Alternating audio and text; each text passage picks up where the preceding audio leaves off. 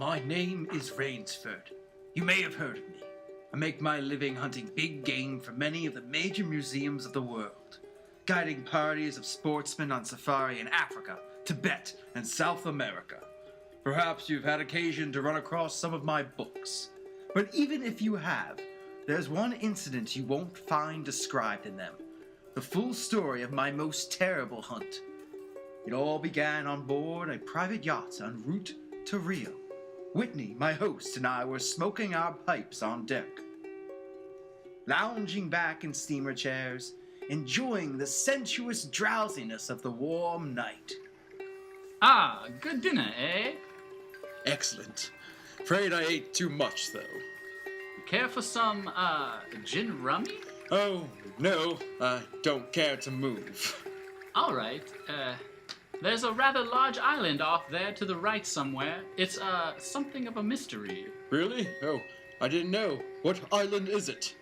The old charts call it Ship Trap Island. Suggestive name, isn't it? Sailors have a curious dread of the place. Some superstition. I can't see it. Well, you have good eyes, but even you can't see 4 miles or so through a moonless Caribbean night. No, not even 4 yards. It is dark, isn't it? It'll be light enough in Rio. Oh, by the way, hope the guns come from Purdy's. We should have some good jaguar hunting up the Amazon. Great sport hunting. Best in the world. Yes, for the hunter, not for the jaguar. Oh, why not? They've no understanding. Ah, even so, I rather think they understand one thing. Fear. The fear of pain. The fear of death. Oh, rot, Whitney. Who cares how the jaguar feels? Perhaps the jaguar does. Oh, you're a big game hunter, not a philosopher. Look, the world is made up of 2 classes, the hunter, the hunted. We're lucky enough to be the hunters. You think we passed that island yet? Can't tell in the dark. I hope so. Why? Oh, the place has a reputation. A bad one. Cannibals? Hardly. Even cannibals wouldn't live in such an isolated spot. But it's gotten into sailors' legends somehow. Did you notice? The crew seemed jumpy today. Yeah, they were a bit strange now that you mention it. Yes, it's sort of dread. A kind of mental chill. I'll be hanged if I haven't felt it myself. Oh, pure imagination. Why, one superstitious sailor can infect a whole ship's company with his fear. Maybe. Though sometimes sailors have an extra sense which tells them when they're in danger.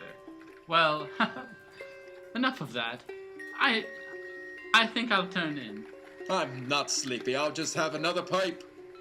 Good night, then. See you in the morning. Yes. Good night, Whitney. It was very dark. So dark I could have slept without closing my eyes. The night would have been my eyelids. I puffed at my pipe, got drowsy. Then I was wide awake. A gun, out there, in the water. A gun! I sprang to the rail, strained my eyes in the direction of those shots, but I couldn't see a thing. I leaped up on the rail to get better elevation, and my pipe, striking the rope, was knocked out of my mouth. I lunged for it, and tight fingers crowned my heart as I realized I'd reached too far and lost my balance. Oh! The blood-warm waters of the Caribbean closed over my head. When I came to the surface, the wash from the speeding yacht slapped salt water into my mouth, making me gag and strangling me. I coughed and spat it out and found my voice. Help! Help! Help! The lights from the boat moved steadily away. They quickly became faint fireflies, and then they were blotted out by the night. I struggled out of my clothes and turned to this direction from which I heard those shots. I began swimming, slowly, conserving my strength. For an endless time I fought the sea, then I began to count my strokes. Thought I could possibly do another 100 before. Someone was shooting game! Almost at my very elbow, it seemed. Gaining fresh vitality, I swam toward the sound. Then I was in the breakers. In another moment, I was dragging myself from the swirling waters, pulling myself hand over hand onto the narrow beach. Gasping, panting for breath, I saw that the dense jungle came down from the edge of the cliff, and I was on land. On blessed land! Safe on the soft, warm sand.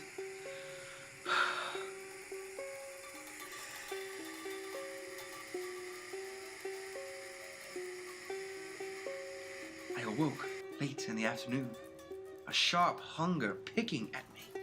As I slowly came to my feet, I saw, not far from where I'd been lying, signs of a terrible struggle in the underbrush that sloped so sharply to the beach. Some wounded thing, evidently a large animal, had thrashed about there in its death fright.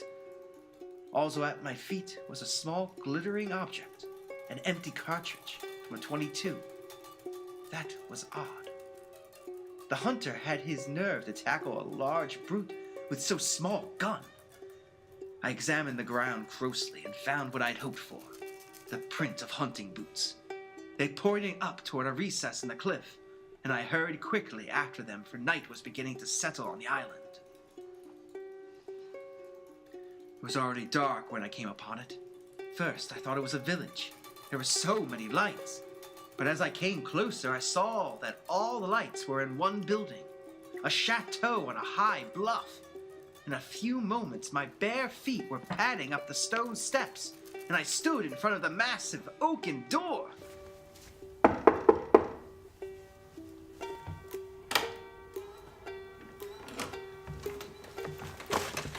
Good evening. Please, don't be alarmed. There's no need for that gun. I'm no robber. It sounds silly, but I fell off a yacht. My name is Sanger Rainsford of New York City. He was certainly not alarmed by me, this giant who stood facing me. The revolver in his hand continued to point steadily at my chest, and the man behind it was solidly built and black-bearded to the waist and silent. He waved me in with the gun and closed the door behind me.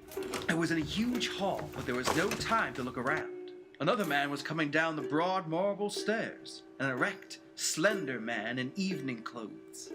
I stepped toward him. I've just been explaining to this chap that I've had an accident. My name is Sanger Rainsford. It's a great pleasure and honor to welcome Mr. Rainsford, the celebrated hunter, to my home. Well, thank you. I've read your book on hunting snow leopards in Tibet. I'm General Zaroff. Believe me, General, I'm very happy to see you. All right, Ivan, you can put down that gun. This gentleman is a guest.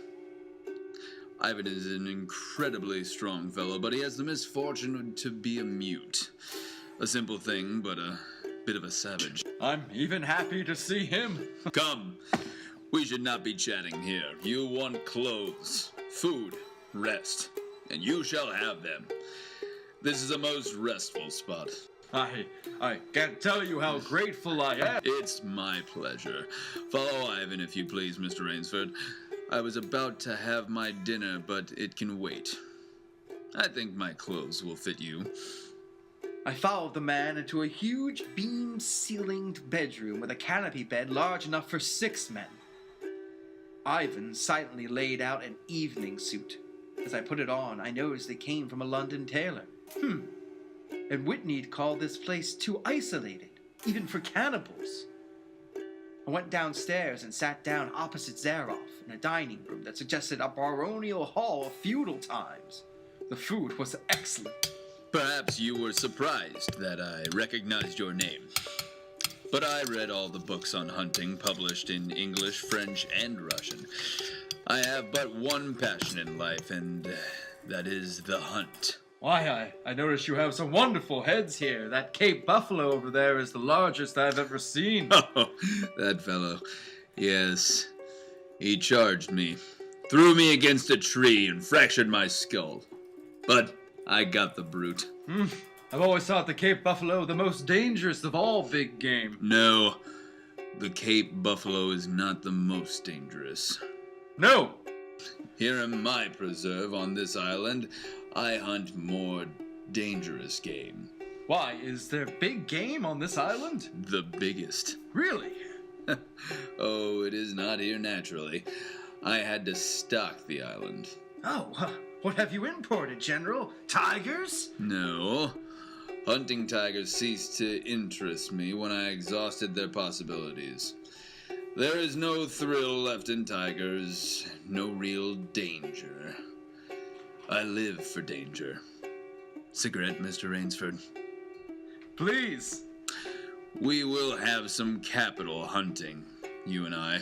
But what game? I'll tell you. You will be amused, I know. I think I may say in all modesty that I have done a rare thing. I have invented a new sensation. May I pour you another glass of port, sir? Thank you. I have been a hunter all my life, but after many years of enjoyment, I found that the hunt no longer fascinated me. It had ceased to be what you call a sporting proposition. I always got my quarry. Always. And there is no greater bore than perfection. Then you are a very good hunter, General.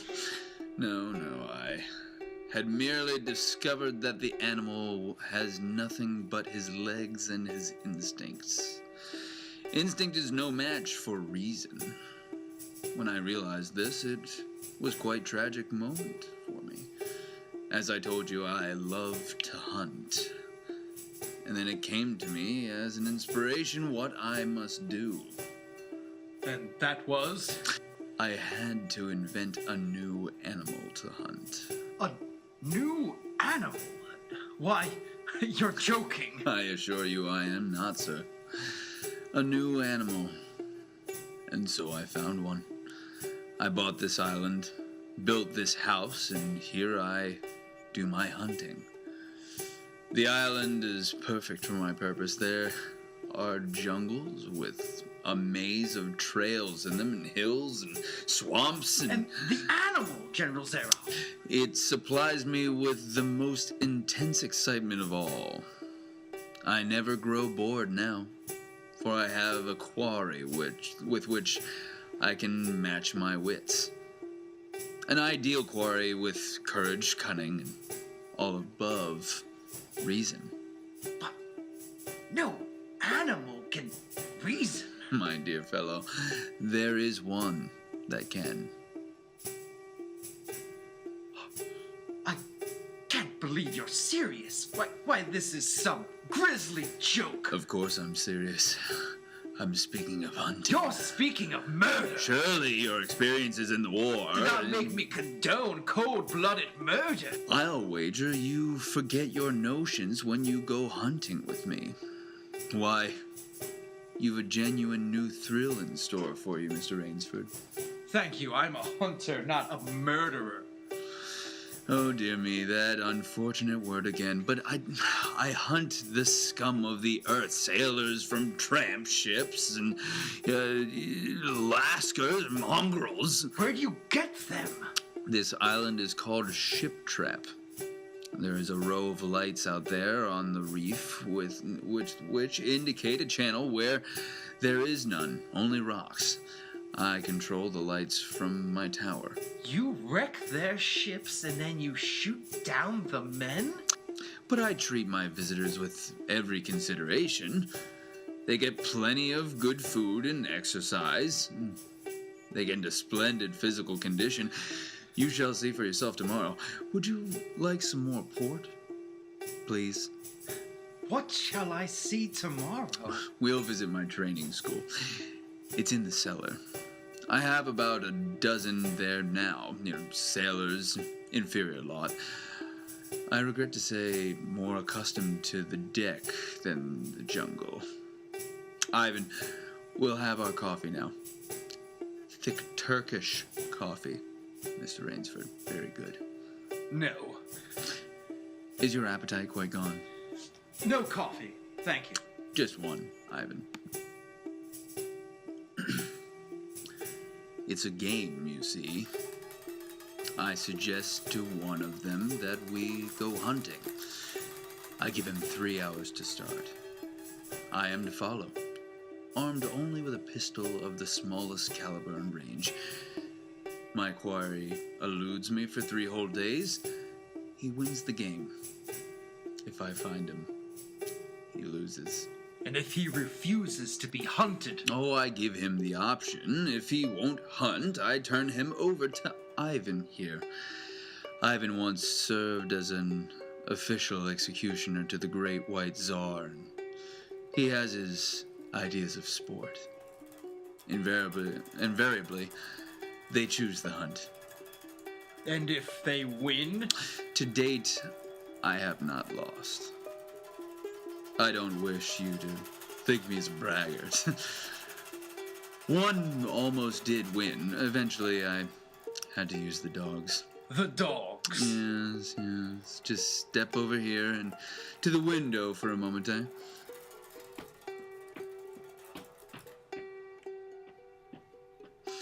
I want you to see my courtyard.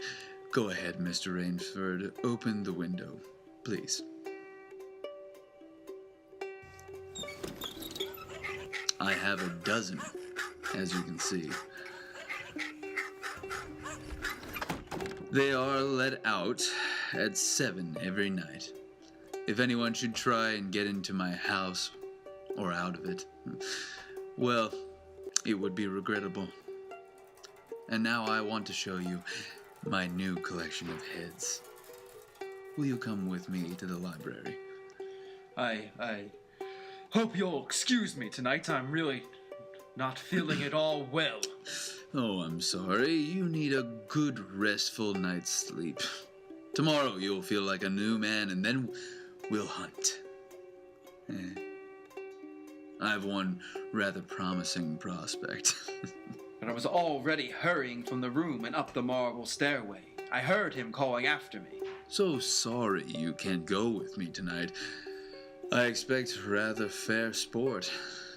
A big, strong native from the west coast of Africa. He looks resourceful.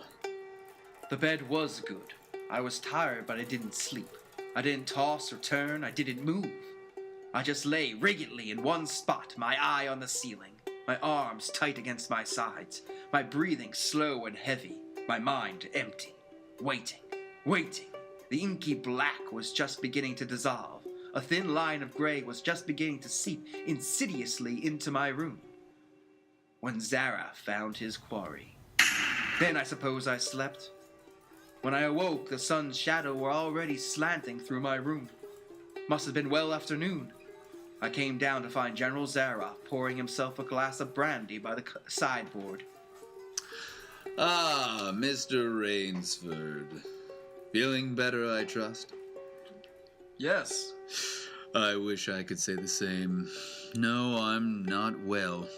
Hunting was no good last night. He made a straight trail. Offered no problems at all. General, I want to leave the island at once. Mr. Rainsford, tonight we will hunt, you and I. No, General, I've told you, I will not hunt. I beg you to reconsider. My idea of sport is much more diverting than Ivan. You mean that? Yes, you and I. It's really an inspiration. A foeman worthy of my steel at last.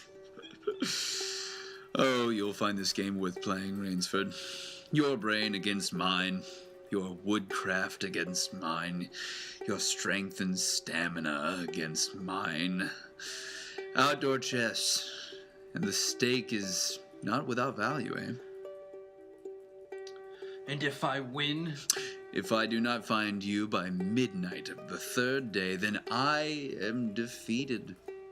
My sloop will place you on the mainland near town, and you can trust me. I gave you my word as a gentleman and as a sportsman. Of course, you in turn must agree to say nothing of your visit here.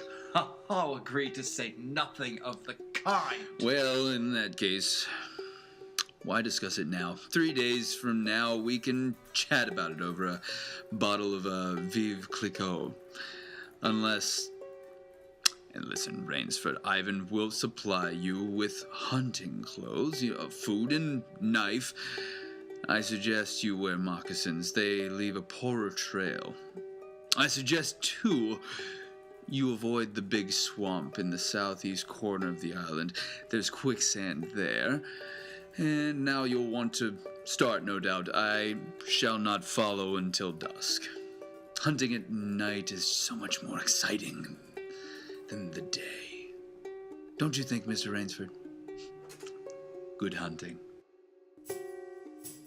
I kept telling myself through tight teeth that I had to keep my head. Keep my head. My first idea had been to put distance between myself and Zaroff, so I plunged into the jungle in a blind panic. Before long, I shook it off and stopped. Straight flight was futile. It would only bring me out to the sea. Then I hit upon the idea of giving him a trail to follow. I would begin our dangerous game by playing the fox. For more than 2 hours, I went through the trackless wilderness, executing a series of intricate loops, doubling again and again on my trail. Night found me leg-weary with hands and face slashed by the branches. I needed rest badly, and having played the fox, I decided now to play the cat. I climbed into the crotch of a huge tree. An apprehensive night crawled slowly by like a wounded snake. Then at dawning, a startled bird suddenly screamed, and I flattened against a bough. Through a screen of leaves as thick as tapestry, I saw the general. He came slowly, his eyes fixed on the ground, almost beneath my tree. He paused and went down on one knee, studying the ground. I would have gone for him, leaping the way a panther does, except for the small automatic in his right hand. After a seeming endless time, he came back to his feet. His eyes left the ground and traveled inch by inch up the tree. I froze.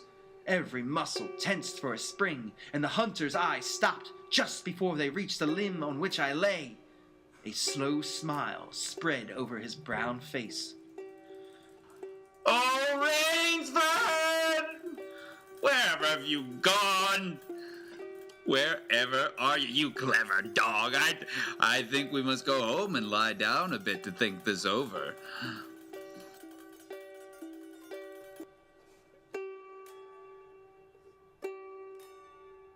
The pent-up air burst hotly from my lungs as he turned back and disappeared. So the general was playing with me, was saving me for another day's sport. Zaroff was the cat and I was the mouse. In that moment, I knew the real meaning of terror. I slipped from the tree and set off into the woods. I'd only gone a few hundred yards when I found a huge dead tree leaning against a small living one. I pulled my knife from its sheath and set to work. When the job was finished, I threw myself down behind a log 100 feet away. How long I waited, I don't know. It seemed like days. It was probably only a few hours. Then he was coming again with the sureness of a bloodhound. Nothing escaped those searching black eyes. No crushed blade of grass, no bent twig, no mark, however faint in the moss. He was so intent on his stalking. He was upon the thing before saw it, his foot touching the protruding branch that was the trigger.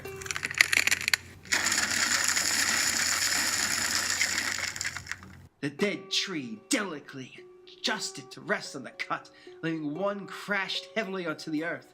And I waited yet another moment, not daring to look up and see if it really had done its work. Rainsford! If you are within sound of my voice, let me congratulate you. There aren't many men who know how to make a melee man-catcher. I am a lucky man, Rainsford. My reflexes are still good. Did you see me spring back while it was falling? Rainsford! Rainsford, can you hear me? You are proving interesting. I'm going back now to have my wound dressed. Don't be alarmed. It's only a small one. I shall be back. I shall be back. It was dark and I'd been going for hours. The vegetation became ranker. Insects were biting me savagely. Then, when mud began sucking viciously at my feet like giant leeches, I knew where I was. about to enter the dense swamp with its quicksand. However, the softness of the earth gave me an idea. I stepped back about a dozen paces out of the quicksand and began to dig. When the pit was above my shoulders, I climbed out, and from some hard saplings I cut stakes, sharpened them to a fine point. I planted the stakes at the bottom of the pit with their points up. With flying fingers, I wove a rough carpet of weeds and branches, and with it, I covered the mouth of the pit. Then, wet with sweat and aching with tiredness, I crouched behind the stump of a lightning-blasted tree. I heard the padding sound of feet on the soft earth. I knew he was coming. The night wind brought me the perfume of the General's black cigarette. Though I could see nothing, it seemed to me that he was coming with unusual swiftness, that he was not feeling his way along foot by foot. In one brief moment, I lived an entire year. Then I heard the sharp crackle and breaking branches. The cover of the pit gave way.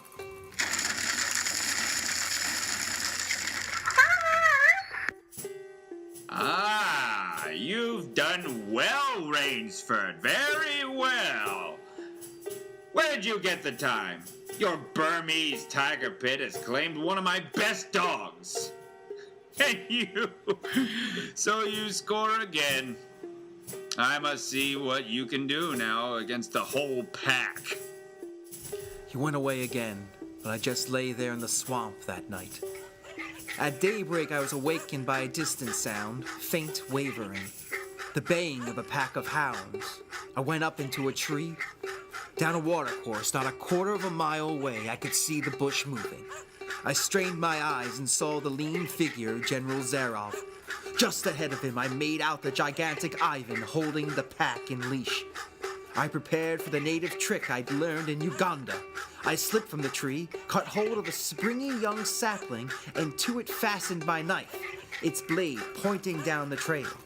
With a bit of wild grapevine, I tied back the sapling and ran for my life. The hounds hit the fresh scent and raised their voices, and I knew how an animal at bay must feel. Even as I ran, the clamor of the hounds suddenly ceased. And with it, my heart stopped, for that meant they'd reached the knife. I climbed excitedly up a tree and looked back, and hope died in my brain. The general was still on his feet. Ivan, however, was not. The knife, driven by the recoil of the springing tree, had done its work. Then the dogs took up the cry again, and I was on the ground once more. Nerve, nerve, I panted the words over and over as I fled headlong. A blue gap showed through the trees dead ahead. I forced myself up and on toward the gap and reached the sea. It lay 20 feet below me, rumbling and hissing. I stood a moment, poised over the edge. I heard the hounds. I knew it was the end. Then I leaped far out into the water.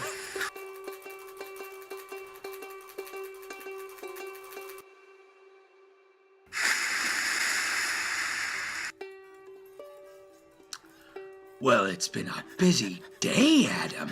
A busy day. Oh, down, Adam, down. What's the matter? What's the matter, my boy? Hungry? All right, catch. Quite a day. Not perfect, of course. 2 slight annoyances. One is, it will be difficult to replace Ivan. And the other, well, our quarry escaped us, didn't he, Adam? Then, of course, the American didn't really play the game, so we wouldn't count it. We won't count it at all. All right, my boy. That's enough. All right. That's enough for now.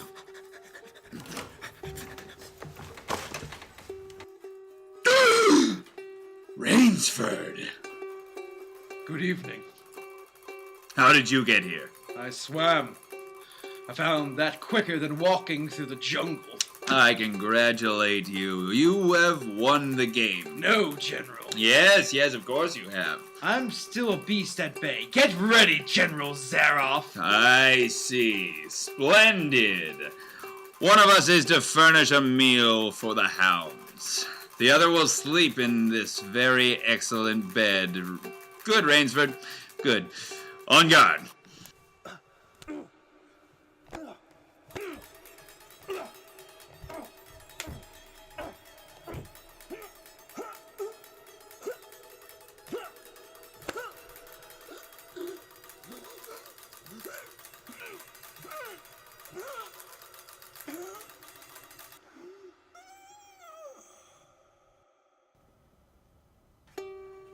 The general was right.